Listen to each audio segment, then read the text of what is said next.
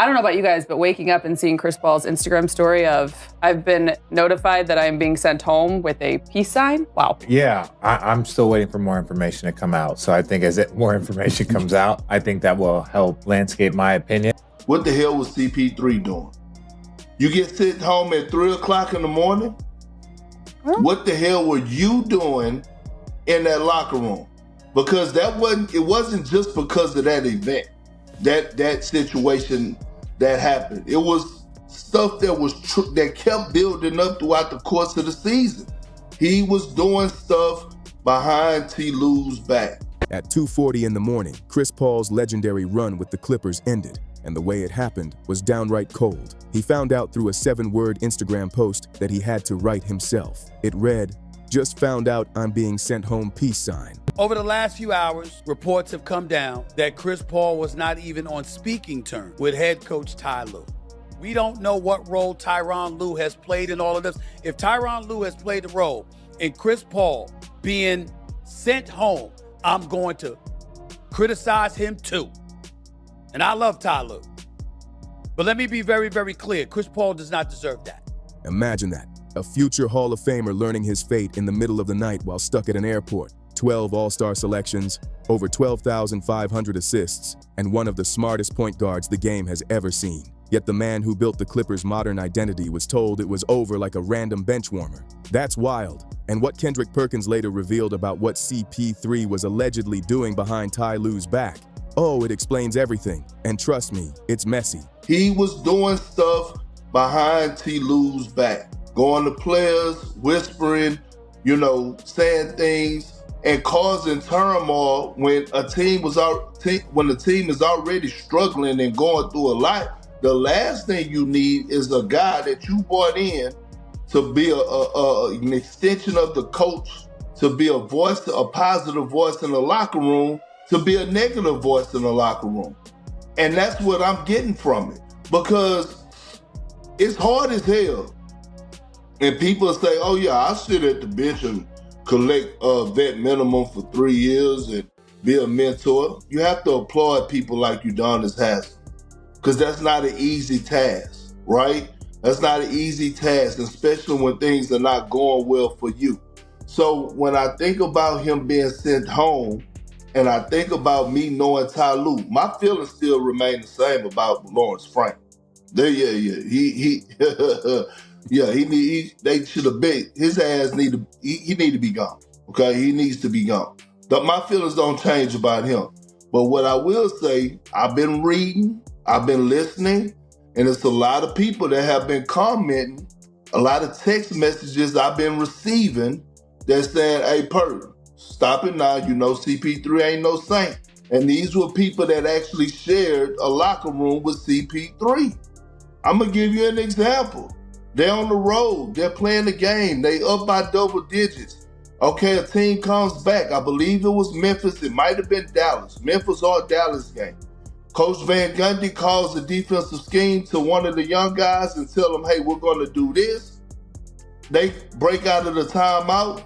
Chris Paul goes to the young fella and tell him, no, you need to do this. He does what Chris Paul tells him to do, and he get his ass cooked. And those are the things that you cannot do. We all know T. Lue. We all know that it got to be a certain level for him to get to the point where he's not fucking speaking to you. Y'all probably seen T. Lue blow up one time. And that was the time where he called Braun out in the finals, and then he hit it, and Braun hit another switch, and then y'all went on here to win, have history, come back down 3-1 in the NBA Finals. So you're saying he was warned multiple times? He was warned multiple times? You're saying that he had been warned multiple times about that type of stuff? They have had meetings with CP3 multiple times. Multiple is twice, right? Yeah. Several times. More than, yeah. Okay, several times. Two is two, yeah, several. Short season about certain things. And so, yeah, we could blame and say, yeah, he shouldn't, but just think about it. I had to think about it. Like, damn, they sent a future Hall of Fame, kicked him off the team at 3 o'clock in the morning. Like, you have to think, what the hell was he doing? In a place where his jersey was about to be retired? Yeah. That's my next. He might be the best Clipper ever. How does this affect CP3 and his legacy? It doesn't. It No, we all can't knew. go anywhere else. You just gotta go home. It was December 3rd, 2025, and the Clippers were stranded at the Atlanta airport because of a plane issue after losing to Miami, sitting at a miserable 5-16 record, one of the worst in the league. While everyone else was trying to get comfortable and pass time, Lawrence Frank, the team's president, pulled Chris Paul into a closed-door meeting that started at 11 p.m. and didn't end until 2 a.m. When it was over, CP3 wasn't traded, wasn't waived. He was just sent home. Done. Finished. That's how the point guard learned he was no longer welcome with the team he helped turn into a contender over a decade ago. No ceremony, no respect, just a quiet exile. Yo. Look, I was supposed to be out today. I was minding my damn business, okay? Putting up my Christmas tree. All right, but here's the thing. I'm so tired of Lawrence Frank. I'm sick and tired of Lawrence Frank. I don't know how many chances or what he got, the skeletons that he know about that are in the closet of the Clippers, but something got to change. You know what I'm saying? You don't handle a situation with a future Hall of Famer in CP3 the way that this situation was just handled. Oh, we're going to send him home? We're going to send him home? It's bad enough. We could dive into the whole Kawhi Leonard situation and how I believe it's one of the worst signings ever. Right? Free agent signings ever, and how he didn't just hand it basically Oklahoma City a damn dynasty. Sam Presti got enough picks that he take them home. He have steak, potatoes, and a side of picks every single night. That's how many draft picks he got because of the Los Angeles Clippers and Lawrence Frank. But how many times are we going to sit up here and watch this man and allow him to do weasel things, right? What he did to Doc Rivers. Doc Rivers to bring him to the Clippers. All of a sudden, he get a promotion. He's at the front office. Doc Rivers get fired. Okay, cool. Look at the John Wall situation. Broken promises to John Wall. All of a sudden, things don't go well. John Wall started to get DMPs. John Wall probably had another 2 or 3 years on to his career. All of a sudden, it was over with once he finished with the Clippers. And now we get to this point. Forget the fact that he got rid of Norman Powell. We're not going to even get into that because Miami doing their thing. Eric Spoelstra loving him. He's probably going to send Lawrence Frank a damn Christmas gift. But now you treat a future Hall of Famer, CP3, the way that you did because he want to hold people in that organization accountable. Hey, man, I just don't get it. I don't know what's going on down there. I know it's a disaster. But this makes the organization look worse. And I just don't understand how this man continues to run this organization and get chance after chance after chance. It's crazy to me. And the wildest part? His teammates had no clue what was happening. James Harden found out the same way fans did, through social media. He admitted, "I'm just as confused and shocked as you guys, the world." Even Kawhi Leonard couldn't believe it, saying, "It was shocking to me. I guess they had a conversation and the front office made a decision." The Clippers pulled off one of the most controversial moves in recent NBA history, and their star players weren't even warned. But this didn't come out of nowhere. The warning signs had been flashing from day one. Back in July, Chris Paul signed a 1-year, $3.6 million deal, meant to be his retirement tour, a chance to finish where his name still meant something. But before he even signed, Ty Lue sat him down and made things crystal clear. CP3 would be the third-string point guard, get minimal minutes, and serve mainly as a locker room leader, basically an extension of the coaching staff. Paul agreed to it, or at least that's what everyone thought. Weeks into the season, word got out that Paul and Ty Lue hadn't spoken in weeks. Not even a word. The coach and one of the greatest floor generals ever weren't even on speaking terms. That's when things turned from awkward to ugly. Reports said Paul asked to meet with Lue to clear the air after rumors spread that he was becoming a negative presence in the locker room. But Lue, he refused to meet, straight up said no. That's how bad it got. Then came the bombshell from Kendrick Perkins on the Road Trippin' podcast with Richard Jefferson and Channing Frye, and their words carried weight. Both Jefferson and Frye had won championships under Ty Lue in Cleveland, so they know exactly what it takes to get under his skin. And according to Perkins, CP3 crossed that line. Perkins dropped the details like a grenade. He was doing stuff behind Ty Lue's back, going to players, whispering, saying things, and causing turmoil when the team is already struggling and going through a lot. Perkins said it wasn't just a case of a veteran speaking up. This was allegedly a Hall of Famer stirring the pot, pulling players aside, and creating tension inside a fragile locker room that was already falling apart. Perk even revealed that people inside the locker room had been texting him directly about what was going on, and every message had the same warning. "Hey Perk, stop it now!" Like they knew things were getting serious behind the scenes. This wasn't some normal team disagreement. This was a full-blown power struggle with whispers, backdoor talk, and secret tension between a head coach and one of the most respected players of his generation. And at 2:40 a.m., it all came crashing down, with Chris Paul left staring at his phone, realizing his career in Los Angeles had just ended with an emoji and a peace sign. Let's be real. Chris Paul ain't no saint. There's a reason things exploded behind the scenes, and one specific moment shows just how wild it got. During one game, assistant coach Jeff Van Gundy, who was in charge of defense, called for a particular coverage, but CP3 allegedly overrode it mid-play without permission, and boom, it backfired instantly, leading to an ugly defensive breakdown that cost the Clippers valuable points. Imagine being a coach, watching your backup point guard completely ignore your staff's call during live action. That's not leadership. That's flat-out chaos. It's the kind of power move that might work when you're the franchise cornerstone, but when you're supposed to be a mentor, that crosses a line. Austin Rivers, who played with Paul during the Lob City era, knew exactly how this man operates when the cameras are off. And when he spoke about it on his podcast, he didn't hold back for a second. "I've played with Chris Paul, so I know how Chris is," Rivers admitted. "He ain't easy to deal with. Chris is very demanding, and it's not nice sometimes either." Rivers went even deeper, saying that Paul's public image and private reality don't always match. Politically, he comes across very smiley, family man, because he is. But the secret's out. He's tough. Some guys don't like playing with him. That's coming from a guy who's been in those huddles and heard those fiery team meetings firsthand.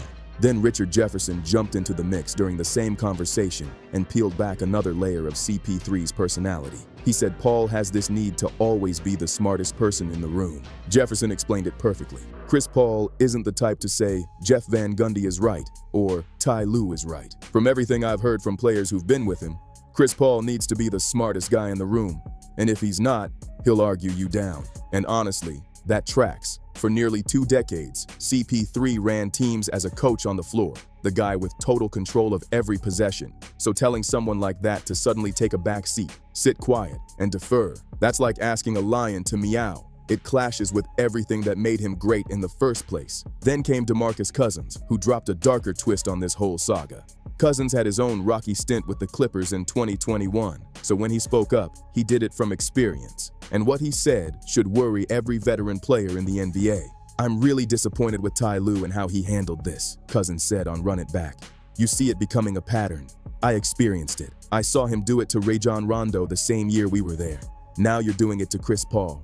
Rumors say you did it to John Wall too.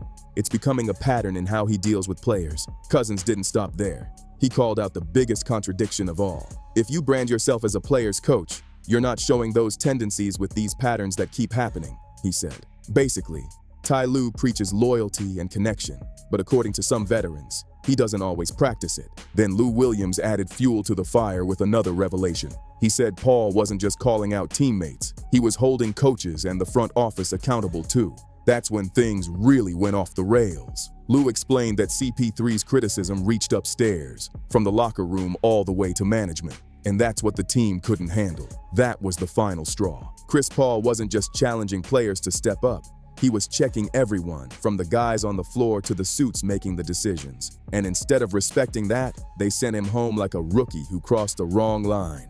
Now, 2 or 3 of those guys were on probation, for bad behavior, and one missed the bus. Another one just decided to leave, and another one, got in trouble with some other stuff. But I don't know what Chris Paul deserved to do for that, because teams just don't do that. So that's my thing. But the harshest truth bomb came from Draymond Green, someone who knows CP3 better than most after playing with him in Golden State during the 2023 to 2024 season. On his own podcast, Draymond dropped a statement that made the entire league pause. "If you're an NBA player, this should bother you," Green said. "Because if this can happen to Chris Paul, imagine how bad it can get for the rest of us who aren't on his level." That hit deep. Draymond exposed something players rarely admit publicly: the brutal truth that teams love you when you're producing, but the second your voice gets too loud or your honesty makes them uncomfortable, you become disposable. As Green put it, when you're great, they accept the vocal leader holding people accountable. But once that power fades, they turn on you. It's a cold reminder that in the NBA, even legends can get silenced. And if it can happen to Chris Paul, no one's safe. When you're a star, teams love your voice until you're at the end. Then suddenly, your wisdom doesn't matter anymore. That's exactly what Draymond Green was talking about when he said he felt bad for Chris Paul. Because just weeks before this drama exploded, CP3 had been opening up about how grateful he was to be back with the Clippers, the team where his legend was born. He talked about finishing where it all started, soaking in the final chapter of his career. And then they sent him home at 3 a.m. That's cold-blooded. While the team sat stranded at an airport in silence, CP3 posted something that hit Clippers fans right in the heart. A screenshot of a FaceTime call with Blake Griffin and DeAndre Jordan, the Lob City trio, reunited again. All three of them laughing. No words, no captions, just the image. But the message was loud and clear. These were three legends who built the Clippers' best era ever, and all three had been pushed out ugly. Blake Griffin got traded months after signing a massive extension. Remember that? DeAndre Jordan left in free agency feeling completely disrespected. And now, Chris Paul was tossed aside during what should have been his farewell season, his victory lap.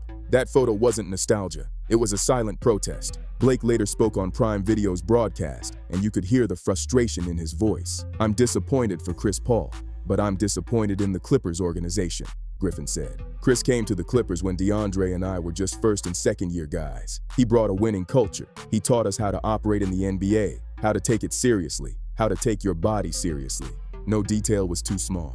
That's powerful. Blake admitted they had their clashes. They didn't always see eye to eye. And no, they never won a championship. But none of that mattered after seeing how the franchise treated him now. For him not to walk out on his own terms with the team he chose to end his career with, it's extremely disappointing, Blake added. "The biggest issue for me is the lack of communication from Ty Lue and Steve Ballmer. And that's the real sting. No conversation, no closure, just silence. A legend like CP3 deserved more than a late-night phone call and a one-way ticket home." So now the big question: where does this leave one of the greatest point guards ever?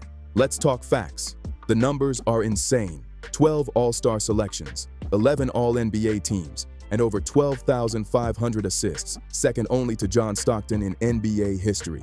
He's the first player ever to put up 20,000 points and 10,000 assists, and he led the league in assists 5 times and in steals 6 times, a record that still stands. The nickname Point God wasn't hype. It was earned through 2 decades of surgical precision, control, and competitiveness. But now, the man who ran every offense like a symphony is sitting in limbo.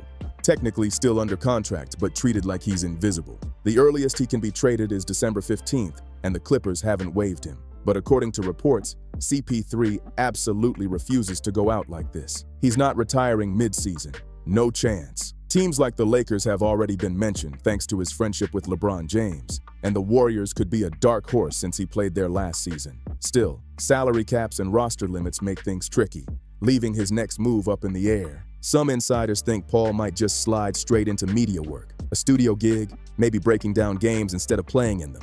But let's be honest, that doesn't sound like the Chris Paul we know. This man's competitive fire burns way too hot to fade quietly into the background. It's hard to picture him walking away on anyone's terms but his own. And what really makes this sting deeper is how other legends were treated on their way out. Kobe Bryant got a full season farewell tour during 2015 to 16. Arenas across the league gave him standing ovations, tribute videos, and love everywhere he went. He got his flowers. Meanwhile, Chris Paul, the point god, the engine that revived the Clippers franchise, got sent home at 3 a.m. with no warning, no goodbye, and no respect. What a painful way for a legend's chapter to end. Dwayne Wade got a full-on farewell tour.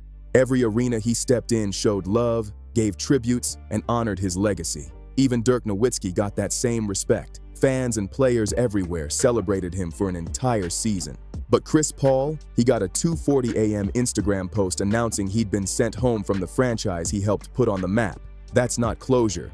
That's disrespect on a historic level. And the most painful part? The brutal irony of it all. The same traits that made CP3 one of the greatest point guards of all time. His fiery intensity, laser-sharp focus, and refusal to accept mediocrity are exactly what made him incompatible with the Clippers this time around. It's like the very fire that built the house ended up burning it down. Chris Paul has always been known as a perfectionist, a demanding leader, a relentless competitor who expected excellence from everyone, even when it rubbed people the wrong way. That attitude once turned mediocre teams into playoff threats. It pushed young players to their limits. It defined his greatness. But now, at 40 years old, with his body not matching that same fire, the edge that once inspired teammates started to irritate them. His intensity stopped being an asset and started feeling like pressure. And when that happens, organizations stop seeing leadership. They start seeing problems. And that's when the knives come out.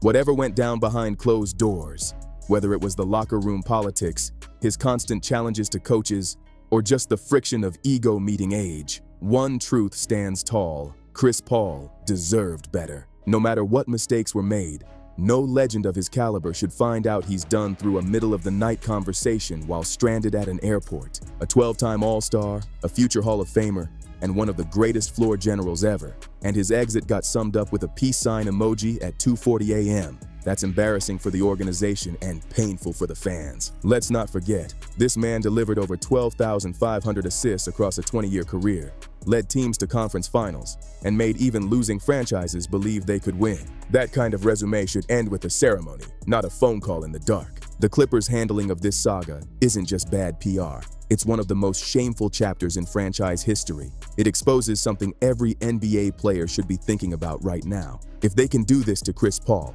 what does loyalty even mean anymore? He gave that organization its only era of real success, the Lob City years. He made the Clippers relevant for the first time ever, turned a franchise that used to be a punchline into a contender, and made LA a two-team city again. Fans finally had pride because of him. And how did they repay that? By tossing him aside like a used stat sheet. He came back for one last run, ready to close his career where his legacy was born, and they treated him like an inconvenience. No gratitude, no respect, just silence and an airport goodbye. So here's the question every player and every fan should be asking. Does loyalty in the NBA even exist anymore? Does it vanish the second your stats dip or your knees slow down? Does everything you built get erased once you're no longer useful? Because if this can happen to Chris Paul, then nobody's safe. This story isn't just about one man being mistreated. It's about how fast a league built on loyalty and legacy can turn its back when the spotlight dims. Drop your thoughts in the comments. I want to know what you think about how the Clippers handled this. And if this story fired you up, hit like, subscribe, and share this video right now, because this saga is far from over. See you in the next one.